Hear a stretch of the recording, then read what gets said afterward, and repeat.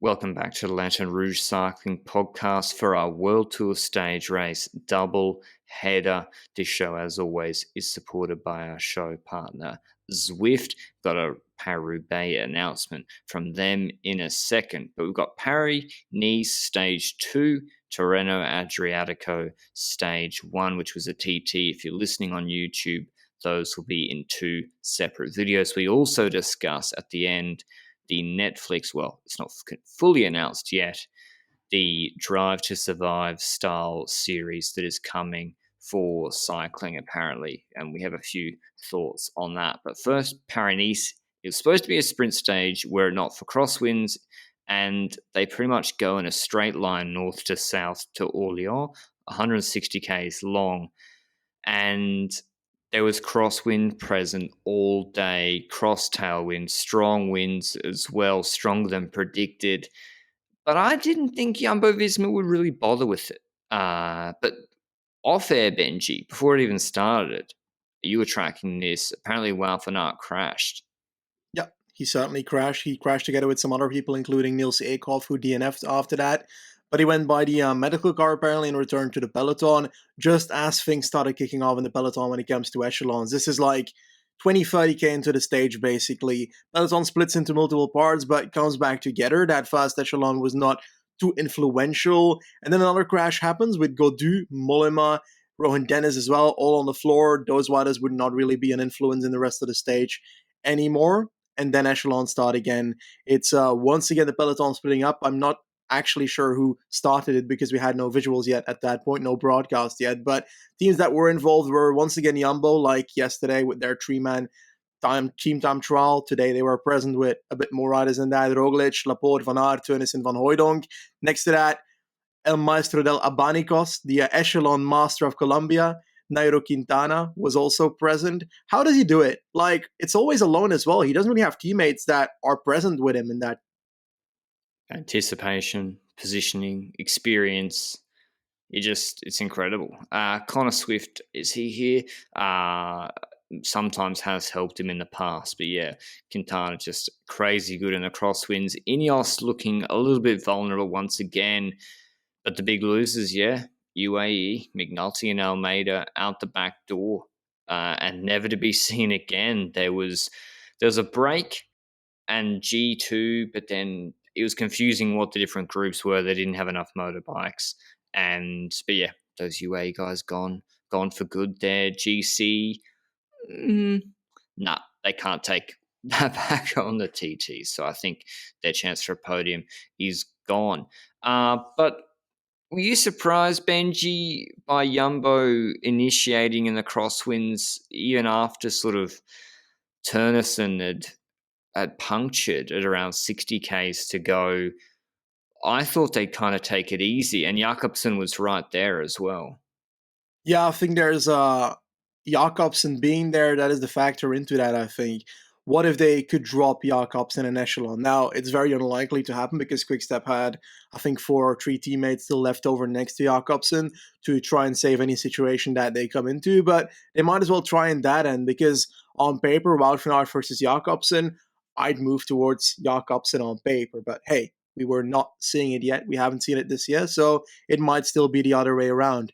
Then in the race, yeah, that Teunis puncture happened, and another split happened in that front group, but that actually didn't last too long. It was Vlasov, Sam Bennett, and so forth. So basically, the entire team of Bora fell from the front group and then came back towards that. Meanwhile, the Almeida group, like you said, completely out of contention, 2 minutes back already at that point in the race, and we saw that the tempo in that front group started going down a tiny bit. Almeida and Van Hooijdonk, Luis Leon Sanchez, and Naesen were pacing there for their teammates, Haig, O'Connor, and obviously Roglic for Jumbo. We had a bit of attacks with 13k to go as we moved from a more dense section without crosswinds into a section where it was open again, and Bissiger was the one that made the first move, attacked by Gilbert to that wheel, who was in the initial early breakaway that was caught by the echelons very early on the stage, and Laporte was the one bridging that.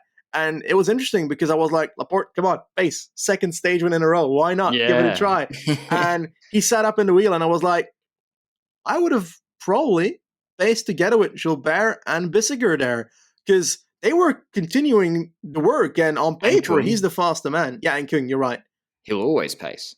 Yeah, And I agree. I was like, roll over the top of them, make it harder for Quick Step. yeah. And I think they were all in on Wout. I don't know. It's tough. They probably set it up. They're like, let's go for the sprint with Wout. We got Jakobsen here. I don't know. I almost expected Wout to counter Benji. It's a bit of a tailwind. Yeah. See if Seneschal and Lampard can bring back Wout, because Lampard was flat out bringing back Bissiger, but they didn't, and it was going to come down to a sprint. Bennett had just Mullen there as a lead out. Quickstep did have a few men. Seneschal, I think, last man, and it was just Laporte for Wout Van Aert. Roglic was kind of out of the way. The GC men were lingering at the back. But yeah, it looked like it was going to be between those sprinters. Mezgec hadn't actually dropped back all day from G1. And despite Simon Yates being behind at times, we also had Pedersen and Sturven here who should be really minimum top 3. Yeah. Minimum. With Sturven doing a lead out for Pedersen in a crosswind Pyrenees stage. And we just saw 2 trains, well, not one train and one lead out, that were far superior. Quickstep set it up with, I think, I'm not sure what the order was exactly. Seneschal was last. Laporte was on Jakobsen's wheel with Van Aert on Jakobsen's wheel. And in the last 250, 300 meters, Laporte, he did what Cavendish said in the Tour last year you have to do.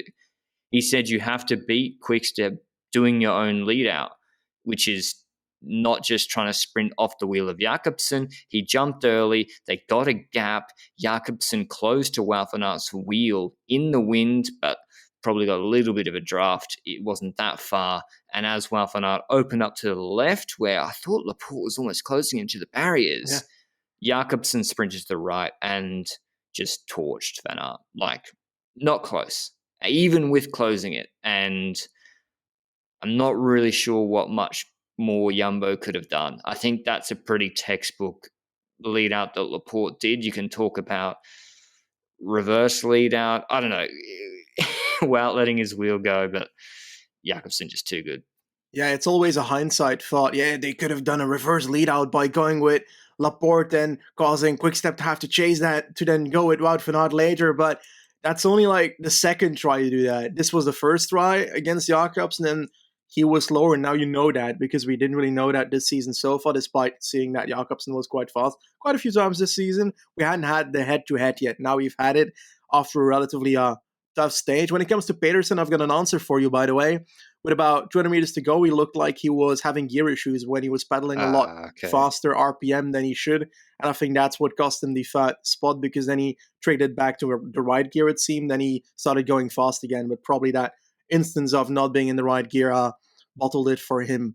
But honestly, what a stage. And it's basically pushing the Roglic yellow jersey goals here even further, because Sharkman, a rider who won the last 2 years at Pyrenees, was also behind with Almeida, McNulty, and so forth. So it's unlikely that we'll see him get the yellow jersey on the final stage of Roglic Crashers.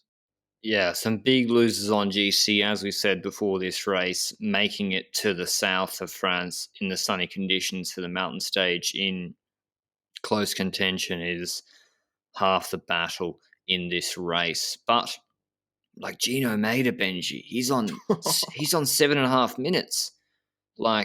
Jay Vine's on 9 minutes. It's hard to make it through this race, particularly this Pyrenees, which is windier than last year. This is a classic Pyrenees.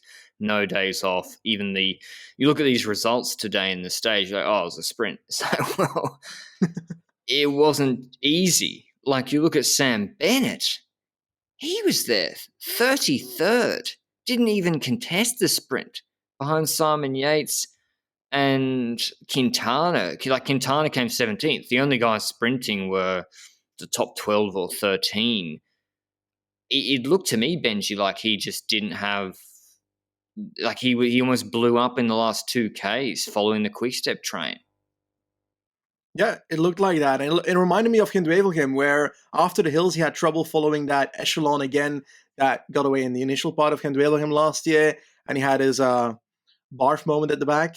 But it reminded me of that. And he also dropped ones in the Echelons Bennett today, so I wasn't expecting too much in the final sprint, knowing that Jakobsen had looked much better all day, to be honest. But all in all, it just proved once again that Jakobsen is one of the two best sprinters in the world right now, and is arguably making an attack on the first spot. Yeah, he's fought back. He heard our Cab to the Tour comments, and he's responded pretty convincingly. The final top 10, Jakobsen first, Van Aert second, Laporte third, then Mezgec, Pedersen, Sturven, Mozzato, Milano, who didn't drop back for McNulty or Almeida all day, Naesen and Case Bowl 10th. In terms of GC men, most of them actually escaped unscathed. O'Connor, Quintana, Haig, Vlasov, the Yates brothers, all in the same time of Froglich in the group. It was really Jonas Aguirre and McNulty Almeida. Almeida even got dropped by his group that he was in. I don't know. Like, he lost 20 further seconds to the McNulty group. Very, very odd. But tomorrow, it should be Wout Van Aert time, I think. I think Wout's gonna go nuclear. But before we talk about that classics style parkour, we've had 3 days of classics almost in a row here at Paris. If what happens tomorrow, as I expect it to happen, Zwift have announced today that they are the presenting partner of Paris-Roubaix Femme. It will be known as the Paris-Roubaix Femme avec Zwift. We know that there was the huge announcement last year of Le Tour de France Femme avec Zwift. Well, now, not just the biggest one-week stage race on the calendar for women will be presented by Zwift, but now the biggest one-day race on the calendar, which had its inaugural event last year, won by Lizzie Dyden. There was incredible hype for it, and now it's back in its April slot, and we will see Zwift as the presenting partner. So great to see that Zwift continuing to support women's cycling. But Benji, tomorrow's stage looks like a little mini Liège, 190 Ks. We've got the Côte de la Peru, 2.5 Ks, 5.5%, 23 Ks from the finish, then another 2.5 K, 3.5% climb. And then the finish is an uphill drag, but nothing severe. I think it's Wout, though.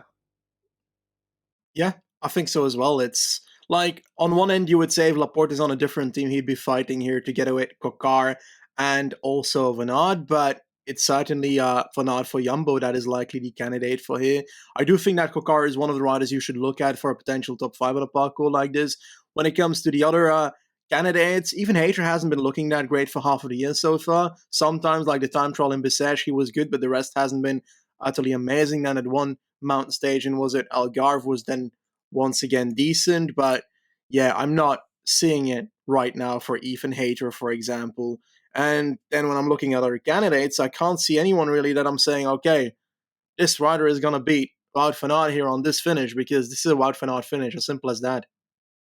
It's Rolly before. Honestly, I'd play Laporte up the road if I was Jumbo, like they could have done today. He can get a gap on these hills, and then people will be so reluctant in the group behind to pace with Wout van Aert and Roglic sitting in the wheels. So Laporte up the road, I think, on that 2.5 K, it might not be hard enough. That last little Dun La Pasta, let me have a look at it's like 3.5%. It's not like the 1,200 6% meter 6% climb. Good mind. Yeah, you reckon? Top 3? He's gonna beat Wout. Come on, hot take. Be very surprised, but me too. But maybe, I don't know. Jumbo have options. I wonder, Philipsen is here. He lost a lot of time today. How he will go, whether he can get around this sort of uphill finish, he's quite good at. But it's all Jumbo. I think tomorrow we'll see what they dish up, and then it's the TT on stage 4. So, Wout van Aert, I don't know. Laporte does a good TT too. Maybe. I think there'll be 1, 2, 3 in GC after the TT as well. Yeah. But anyway, that was Paris-Nice. Exciting stuff, and hopefully more excitement in the finish tomorrow.